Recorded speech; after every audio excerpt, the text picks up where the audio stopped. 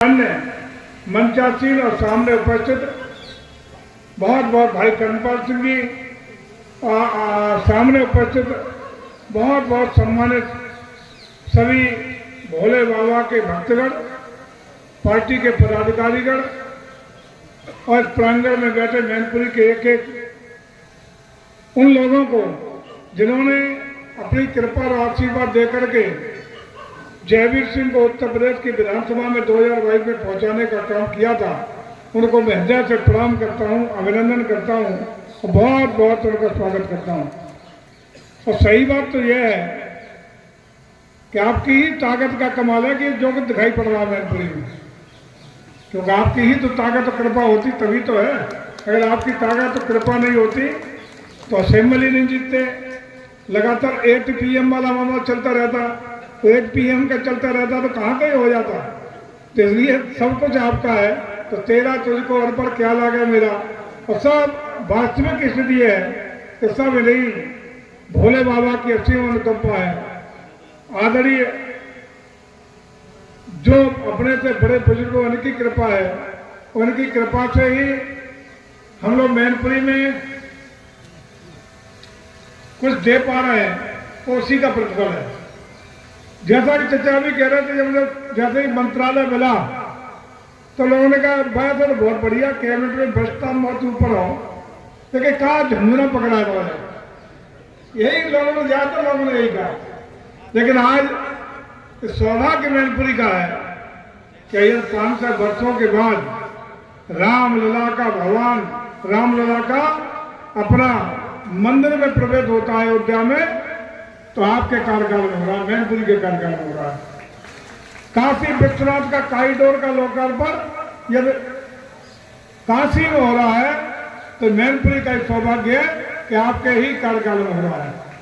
और दुनिया का सबसे बड़ा आध्यात्मिक, धार्मिक और सांस्कृतिक आयोजन, अद्भुत, अलौकिक, भव्य, दिव्य, अभूतपूर्व आयोजन कुशलता पूर्वक और ऐतिहासिक पूर्वक संपन्न हो रहा है, तो मैनपुरी के कार्यकाल में आपकी कृपा है, सबसे बड़ी कृपा।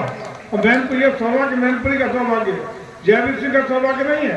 आज उपलब्धियां पर्यटन और सांस्कृतिक रूप से जो उत्तर प्रदेश को नहीं हिंदुस्तान को मिल रही है, उसमें यदि कुछ हो पा रहा है तो पर्यटन और संस्कृति मंत्रालय के अधीन हो रहा है, इसलिए इसका गौरव यदि किसी को मिल रहा है तो मैनपुरी के बच्चे बच्चे को ये गौरवान्वित होना चाहिए। ये खुद को स्वाभिमान सम्मान महसूस करने का क्षण है, ये अवसर मैनपुरी को मिल रहा है, इसके भागी आप हैं। अगर कहीं से है तो वास्तविकता ये है कि आपकी अनुकंपा और भोले बाबा की असीम कृपा ही है, इसमें कोई शंका नहीं। उन्हीं की कृपा से कि सबको संपर्क होगा। आदरणीय बोलू पांडे जी बैठे हैं, ये भी जिस दिन बुला मंत्रालय ने फोन किया तो कहाँ आज झंझुना पकड़ वाले कुछ है ही नहीं बैठे, लेकिन आज सब अच्छा है।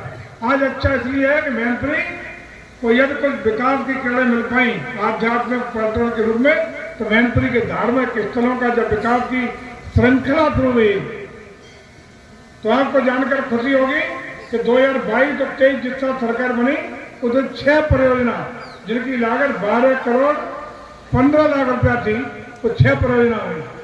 23-24 में ये 16 परियोजना यहाँ के लिए स्वीकृत हुई, जिनकी लागत लगभग 29 करोड़ रुपया थी। और 24-25 में 12 परियोजनाएं मैनपुरी के लिए स्वीकृत हुई हैं, जिनकी लागत लगभग 15.5 करोड़ रुपया है। और एक परियोजना अकेली जो आपका म्यूजियम और ऑडिटोरियम CDO कार्यालय के बराबर में बन रहा है, उसकी अकेले की लागत 68 करोड़ रुपए से ज्यादा है। इससे बड़ा ऑडिटोरियम आगरा मंडल में नहीं है, जितना बड़ा ऑडिटोरियम आपको मिलने का काम होने जा रहा है, जितना बड़ा मैनपुरी का इतिहास जिसमें सहयोग के संभाल के डिजिटली रखने का काम होगा, वो म्यूजियम आपके मैनपुरी का आगरा मंडल नहीं बल्कि प्रदेश का पहला सबसे बड़ा म्यूजियम आपको बन के मिलने वाला है।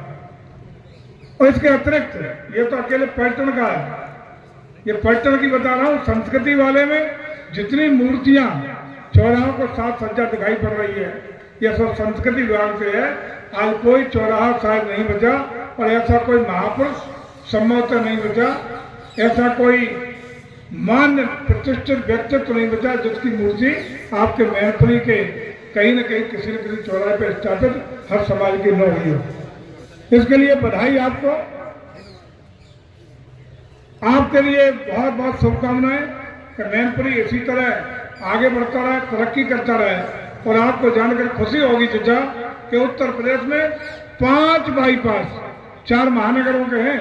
मैनपुरी जैसे जिले को प्रदेश में अगर पहला बाईपास नया मिला है 22 किलोमीटर लंबा, लागत 750 करोड़ रुपए से अधिक, वो अकेला उत्तर प्रदेश में अगर मिला है तो 5वां बाईपास मैनपुरी जनपद को मिला है, अकेले मैनपुरी जनपद को प्रदेश में।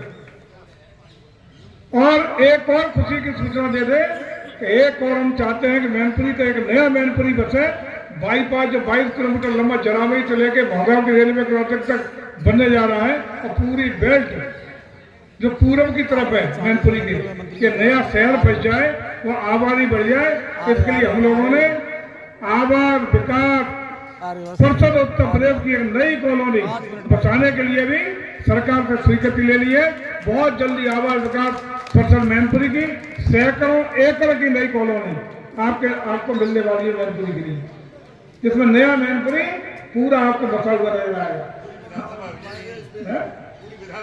पूरी आपकी नई विधानसभा और मैनपुरी नगर नहीं रहेगा, मैनपुरी का स्वरूप एक महानगर का आपको दिखाई पड़े, ये प्रयास हम लोग करने जा रहे हैं।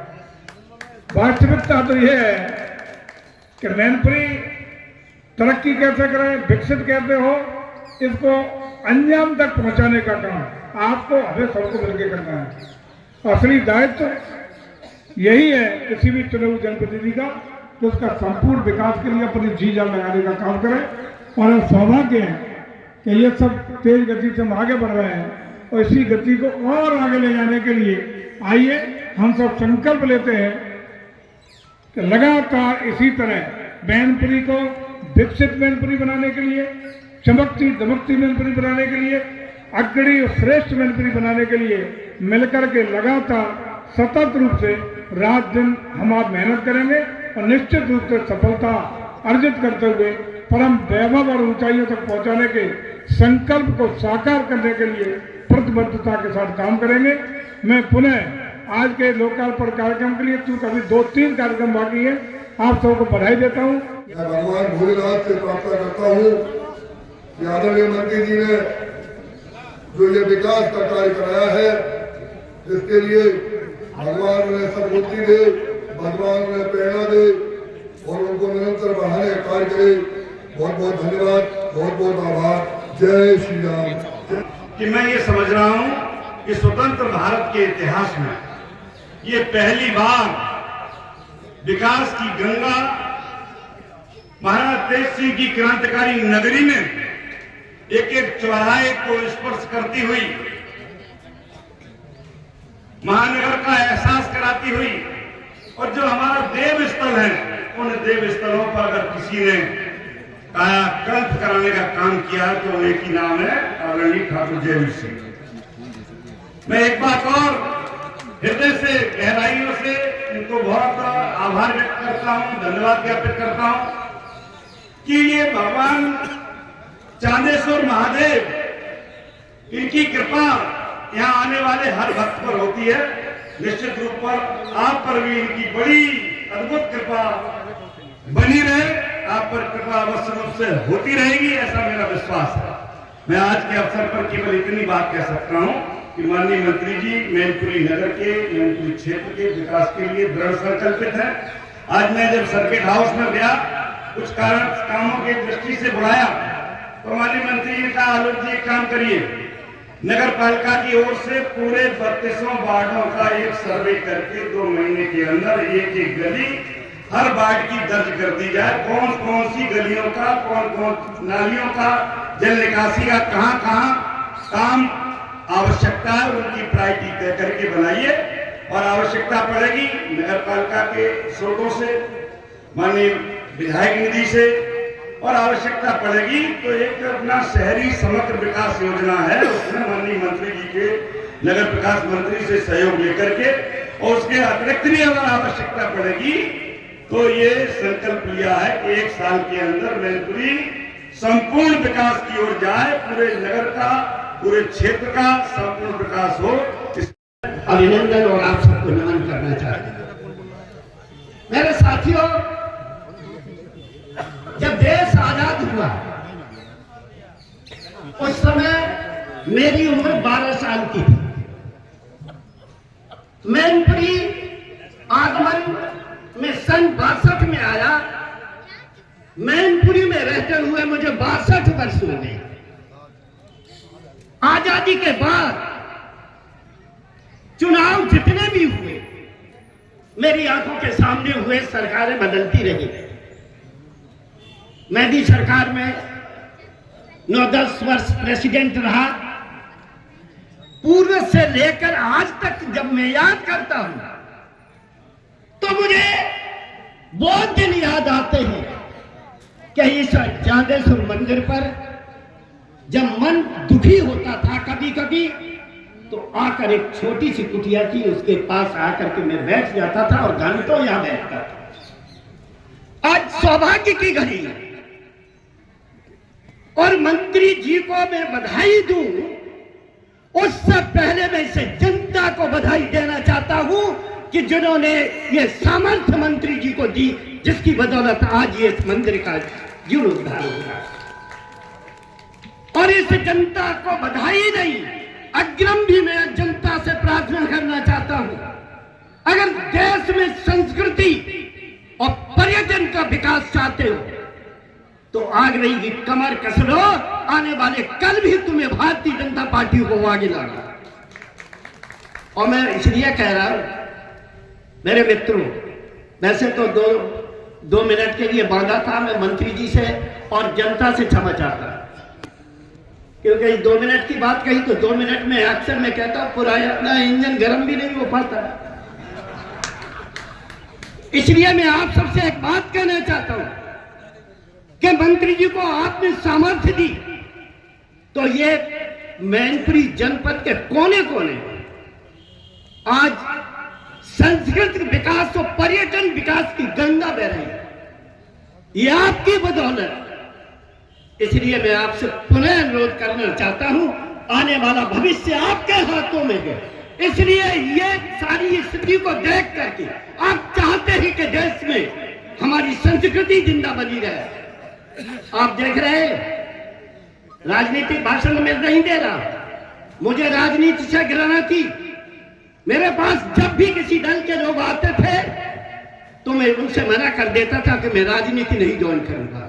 और इसलिए मंत्री जी राजनीतिक बात को कह करके मैं इसलिए आउट हो जाता था। मैंने देखा है कि राजनीति में अपनी प्रशंसा और दूसरे की बुराई अनिवार्य विषय है। आप कहेंगे कैसे? अगर मैं भारतीय जनता पार्टी के विरुद्ध 2 शब्द यहां मंच से कह दूं तो कल ही एक्शन ले लिया जाएगा। अरे वो तो भाजपा के होकर भाजपा की बुराई कर रहा है। इस अवगुण की वजह से मैं राजनीति में नहीं गया। लेकिन मेरे मित्रों, मेरे जिस जनपद के लोग जानते हैं, जब कार सेवा की शुरुआत हुई शिला पूजन की तो मुझसे कहा गया, और वे पंत जी थे आश्रम में, वहां मीटिंग बुलाई तो उन्होंने उस समय का उदाहरण दे दिया जिस समय धनुष यज्ञ हो रहा था और क्या क्या क्षत्रियों से विहीन हो गया ये जनपद। तो मैंने खुद शिला पूजन की शुरुआत की और शिला पूजन की शुरुआत भी मैंने उस करहल की भूमि से की।